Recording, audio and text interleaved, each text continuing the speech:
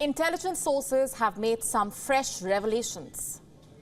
Israel has been using artificial intelligence in its war. What for exactly? Well, to put together a database of potential targets.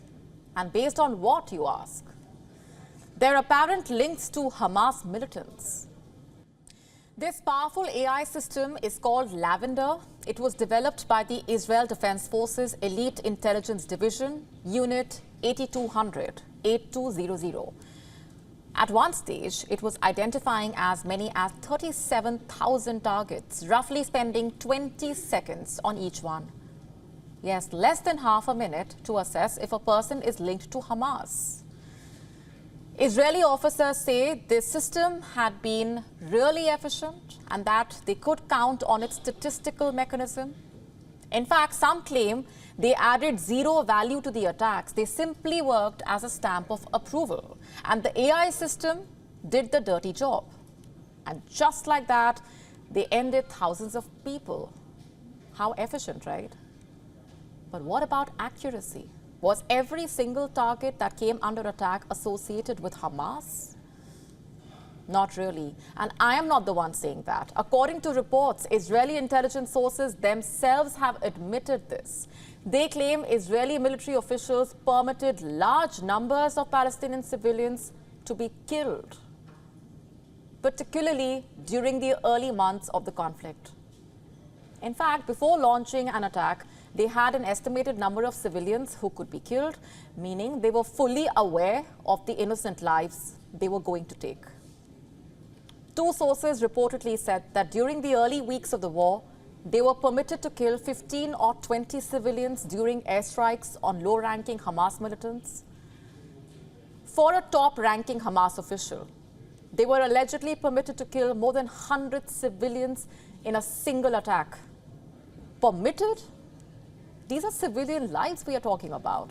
Attacks on such targets were typically carried out using unguided munitions known as dump bombs. These bombs basically would destroy entire homes and kill all their occupants. This perfectly explains the shockingly high death toll in the war, perhaps. And what does the IDF have to say? It is denying any wrongdoing. In response to the investigation, it has clarified that the operations were carried out in accordance with the rules of proportionality under international law. But do 33,000 civilian deaths to some 10,000 Hamas militants sound anywhere near proportional? And even the said Hamas death toll is up for debate. According to the IDF, Lavender is just a database to cross-reference intelligence sources, and that it does not churn out a list of confirmed military operatives who can be attacked.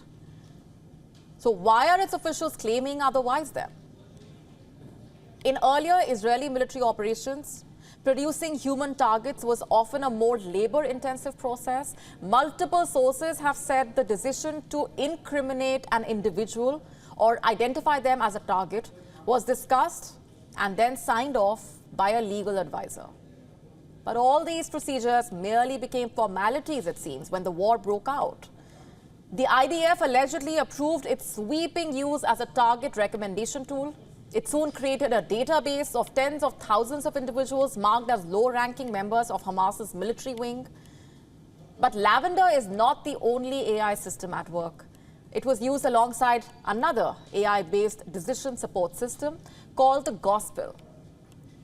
It also recommended targets, by the way, but in the form of buildings and structures rather than individuals. You see, the mounting death toll in Gaza had raised a very important question. How is a country like Israel, with such advanced capabilities, killing so many civilians, claiming so many innocents, children, women? Was it because AI was involved, or was it because, as the intel officers allege, a calculated decision? In fact, Israel is already facing fire over its recent attacks on aid workers of the World Central Kitchen. In defense, Prime Minister Netanyahu has said that the deaths were unintentional and that it was just a mistake. How convenient, right? How are Israeli precision systems making so many mistakes? Can the world's startup nation, which is renowned for its top-class tech, afford to make such so-called mistakes? WION now available in your country. Download the app now. Get all the updates on the move.